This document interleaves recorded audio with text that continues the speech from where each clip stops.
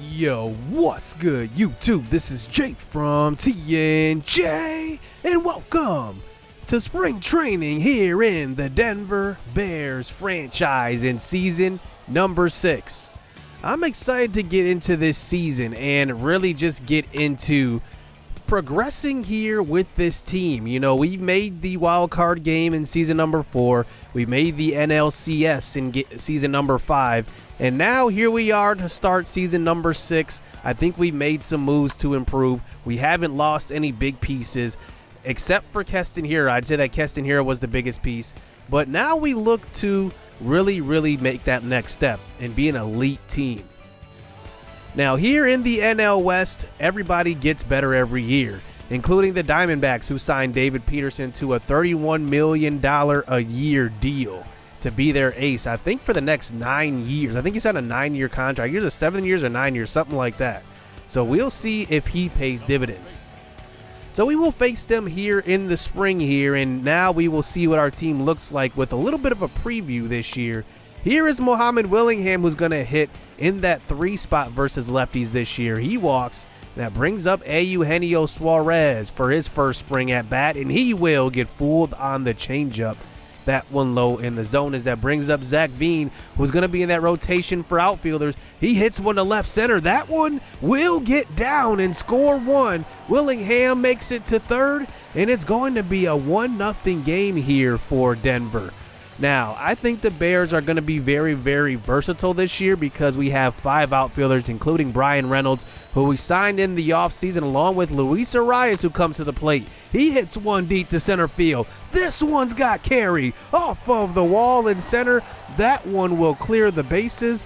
3-0. How about this start here in the first inning for the Bears? And Luis Arraez was the World Series MVP for the Chicago Cubs. Never got his chance to start with them at all. And now that brings up Rafael Marchand, who is returning from injury, and he will knock one in. 4-0 for the Denver Bears here to start the spring. You gotta love this offense right away.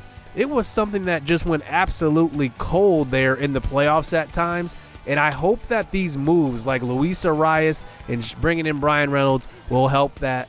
And we do ground out CJ Abrams up the middle. But that's how that first game went. We will kind of just highlight different players here in the spring and just talk about what we're looking for here this season here in the spring. And I love, the guys that we signed. Luis Arraez was very good. Good defensive second baseman, also can hit the ball well. That brings me to a guy that we should be familiar with by now, and that is Will Benson. Benson is a powerful left-handed bat, excellent defensive player. He has the strongest arm on the team, and I'm really looking forward to the development he has this year. He worked with Charlie Blackmon, and now he has adopted his batting stance this year. So this is our first look at Will Benson. If I had to guess who's going to be the breakout player, I just think it's going to be Will Benson. A lot of you guys said it, this is Mohamed Willingham's year, and I agree. But I think that Will Benson could be due for a huge year, especially seeing that, like I said, Charlie Blackmon has been mentoring him. I think the change in batting stance could definitely help. I'm not sure if that actually has an effect on your sim stats, your batting stance, but it could. Who knows? But I think that, Will Benson is due. He's been with us for the last 5 seasons. Ever since season number 1, he was the piece that we traded Trevor Story for. And now he has 87 overall. I mean, he is very high overall. He and CJ Abrams will actually probably end up being the highest overall guys on the team this year as far as position guys go. So I'm going to be looking for those 2 young guys to really lead this team and hopefully, really make strides forward. CJ Abrams already had a really good year last year. The next guy I want to take a look at is Mike Salucci, now a 30-year-old rookie, because he made his first appearance at the big leagues in the NLCS, where he really did take over, in the NLDS I should say, and really did take over after Mike Soroka went down with that injury. And he's not a strikeout pitcher. He's going to get hit, but I think his control is going to really make him valuable, as here is a ground ball, and this is what he does. Gets guys to hit into double plays just like that. He's not going to blow a fastball by you or anything like that. and he is 30 years old, finally getting his shot to start here. He's been in our minor league system for the start of this series, ever since the start, and now he finally gets his chance. Here he's facing another subscriber prospect in Zach Wood. Ground ball, another double play here for Salucci versus Texas. And you got to love it. I want to get these young guys some burn as well. Zion Storm playing first base today. I want to see what everybody can do here in the spring. I definitely want to kind of evaluate who's going to be our depth guys. Zion Storm is definitely going to be one of them. He showed that last year he can actually be a starter if he really needed to be. But I did sign Bryan Reynolds with the intention of having Zion Storm really like platoon, or at least come off the bench and kind of spell some guys. But here is Salucci giving up a big bomb to deep center field. That one is gone. Salucci left that one over the plate a little too much. Ronaldo Hernandez has his first home run of the spring. But I like what I see from Salucci. He is going to be a pitch to contact type of guy. He pitched 4 innings and only gave up those 2 runs there in the third off of that 2-run bomb. But he pitched pretty well, and I like Salucci a lot. Like I said, he and Atlas Luntich will definitely battle for that 5th spot in the rotation. We'll have to see who grabs it, but I like Salucci. Just another lefty in the rotation. Makes you feel good. So I really want to check out Rafael Marchand, who is returning from injury after we really did miss him. Because at the trade deadline, I was going to acquire somebody who would give us like a huge boost with our bat. But instead, we had to kind of acquire a catcher. And Michael Papierski did pretty good, but he definitely was not Rafael Marchand. We saw the difference in really on-base percentage at catcher when Marchand went out. And I'm really looking for him to kind of stay healthy this year. If he can, I think we're going to be a dangerous team. So DeAnthony Pierre gets the start in this one, and here he faces the former Rocky. That is Trevor Story, who will ground out to third, but the throw is offline. And an error is going to be the ruling on that one, as that brings up Luis Robert, who signed with the Cleveland Indians in the offseason, hitting .204 in the spring. That one will be a flyout. Arraez playing second base today, and it will be no run surrendered here in the first inning by DeAnthony Pierre, who changed his pitching motion in the offseason. Here is Marchand at the plate now, here in the bottom of the second inning, as he does fly out to left field. We will force the throw to third base by Robert, playing in second. As now that brings up Bryan Reynolds to the plate here, 1 for 1 in this game, and I really want to evaluate him. He hits one hard to the left center, and that one will get to the gap. He's got decent speed with 69. He will make it to center there with a double, but that's a guy that I'm really going to be looking to have a great season with us. He was a all-star in real life with the Pittsburgh Pirates, and now he is a Denver Bear. And honestly, we signed him mostly for his defensive prowess, but his offense is actually really good too. Here is Will Benson at the plate. He hits one to left field, and that one gets over the left fielder's glove, and we will score the runner from first base. That is Jesse Winker who scores, and it will be a double there for Benson, as that brings up Rafael Marchand again, 0 for 1. Let's see if he can bring in this run at third base. He gets one over the middle. It looks like it's just a Texas leaguer which will drop, and it will be a 4-1 game here for the Denver Bears. Marchand is definitely a piece that we were missing during our playoff run. He looks good early on. We win this game 5-2. Jermaine Wetzel actually got the win in this one. He pitched 1 inning, and he was our first-round draft pick in season number 1. Good to see him get going. So now let's check out our other main prospect and maybe our future star here in Mohamed Willingham. When I drafted him, I thought that he was going to be amazing, and he is. He's got very good attributes as far as just putting it all together on the field. Right to start this season, I'm probably going to platoon him and let him hit just first lefties, and then as probably a month or so into the season, I'll probably start hitting him versus right-handers a little bit more. But I want to get his confidence going before I do that, and he really is confident hitting versus left-handed pitching. So here he faces Austin Gomber, the former Rocky. And remember, he was the key piece trading for Nolan Arenado as he went over to St. Louis, I guess from St. Louis. And Austin Gomber already has him out 2 times here in the early parts of this game. Now facing Kyle Hendricks, a right-handed pitcher here in the 6th inning, and Mohamed Willingham is going to go 0 for 3 in his first 3 at-bats. But now we have a situation here with the bases, not the bases loaded, but the guys on first and second here. 2 outs here in the 7th inning, and he finally gets his first base hit here of the game. And Willingham does have the power. I could see him being a 30-plus home run a year type of guy. He definitely has to show the potential there first. I did see him hit a few bombs in his rookie year. In his second year, he really slowed down a little bit, but I think that this year he could really take off. We'll see what he can do in season number 3 for him at the major league level. And now we will check out Patrick Summers, who was our first round draft pick in season number 3. So we will see what he can do, as he is now actually in season number 4. He was our first round draft pick, I should say. He had his first full year in the minors last year, and now here he is trying to compete for a spot at the majors.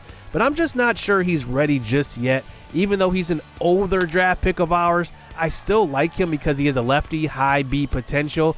But here's the thing, he just gives up a lot of hits to the gap, and he's going to definitely need to cut down on that. As you can see, Jurickson Profar gets the double off with a wall.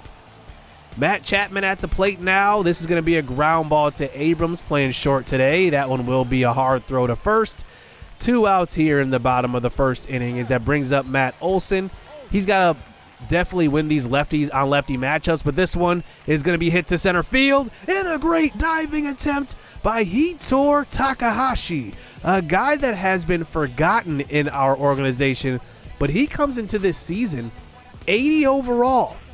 So he is an option in the outfield as well if we do decide to kind of move on from our guys that we have now at the MLB level, at least moving them down. We'll see who really does struggle out of the gate. Let's just say if Zach Veen started struggling, or even Will Benson started struggling, we could use Hitor Takahashi as that option to come up from AAA and give some of our MLB guys some, at-bats at the minor league level. We'll have to see. I'm not really sure.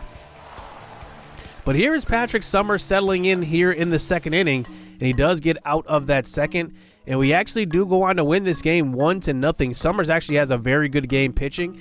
5 innings pitched, 4 hits given up, 4 strikeouts as well, and he looks pretty good in that matchup. So in the spring, I just wanted to show you guys some quick highlights of spring training. We go 16-11. I definitely played our minor league guys a whole lot more than our starters here. I wanted to see, what we have there. I was definitely trying to figure out who's going to be our depth guys. We already know who our starters are pretty much going to be, but I wanted to figure out the depth guys for sure. CJ Abrams hit 293 in the regular season last year, hit 293 in the spring. This year, it seems like he's going to be right on par with that, and that would be a good sign for us. I still want to hit him at the bottom of the lineup. I think there's a lot of value at having a guy that can hit that well at the 8 or 7 spot. I definitely like him at the 8 because then we could just bunt him over, and then the top of our lineup comes up and kind of drives in him in with runs. And he's a triple machine, so who knows, if he gets a triple or a double, he can possibly get hit in by the pitcher there, hitting in that last spot as well. Now, the universal DH, a lot of you guys have asked about that, but you cannot change that setting once you start the series. I wish you could, because I would probably incorporate it this year. That would be a whole lot of fun. Just put a spin on the series. Zach Veen only hit 239 in the spring. I definitely want to see him hit better, but it's all right because he's just a young player still developing. Felipe Santos, the 19-year-old third baseman, I didn't show him in this video much, but he hit 182 in the spring. He will be at, I believe, the AAA level. I want to see what he can do at the AAA, and then if he does struggle, we'll bring him down to AA again. Zion Storm hit 233. Max McDowell hit 286. Mohamed Willingham hit 289. He had a good spring, but Brian Rocchio only hit 161. I was hoping that he would hit a whole lot better. Takahashi, though, hit 350, and I'm just not sure about where I'm going to put him on the MLB roster. So I think to start out, he's going to be at AAA again, but he is the next option for outfield. He is the number 1 guy that's in waiting. Papirski hit 316 off of 19 at-bats. He had a pretty good spring. Ryan Valade only hit 176 off of 17 at-bats, so I definitely wanted to see what he could do. And both Valade and Rocky, I was hoping that one of them would separate from each other, but they ended up doing pretty much the same thing. Pitching-wise, Atlas Luntich is probably going to take a backseat to Mike Salucci. Salucci showed me in the spring that he could be the better starter here out of the two, but I still do like Atlas Luntich a lot.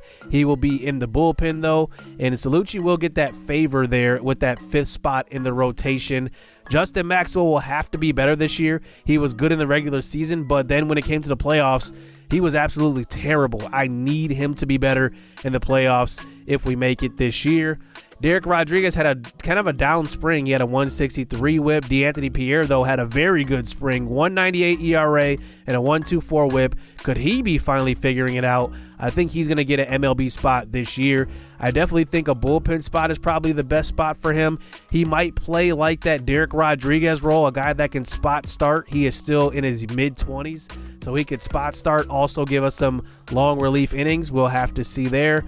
Ramel Coffer actually had a struggling spring, 5.54 ERA, 177 whip. I'm not too worried about it, though. Gallegos had a good spring. Jordan Hicks had a good spring. Expect that from them. Matt Foster, who we signed in the offseason, he only pitched 6 innings. He had kind of a down spring as well. So did Nick Goody. Surprised to see their ERA so high. Trez Jenkins will definitely play a big role this year. He will be a relief pitcher, 85 overall. He is actually our highest overall relief guy as it is right now. Casey Bowling, who we signed in the Rule 5 draft, he actually had only 1 inning pitched. I don't know why he only had 1 inning, but he only did. But now we hop into the regular season here to start season 6. We will take on the LA Dodgers in a 4-game set to open the year.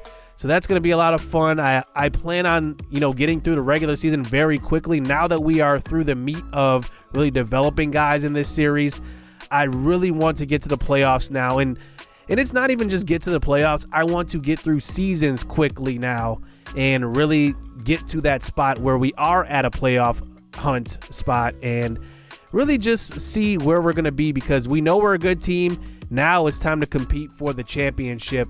Now it's pretty much championship or bust for the rest of this series, and we're really going to go for it every single year now in favor of drafting well and developing players. We still want to develop players, but it's definitely about the championship at this point in the series. So that's going to do it here as we start season 6. Hope you guys enjoyed the spring. Hit subscribe, hit that like button. Stay tuned. Let's get it. Let's go. Boy, all that like Kenny. Still got crack, they fiendin'. Flow still hot like Phoenix. Shine so bright, I'm gleaming. This off top, I'm tweaking. Fresh out the rat like Neiman. And I'm still tryna fight my demons. Cause we all gotta act like Tina. That's why I gotta ride with the Nina. Outside, it's a war going on.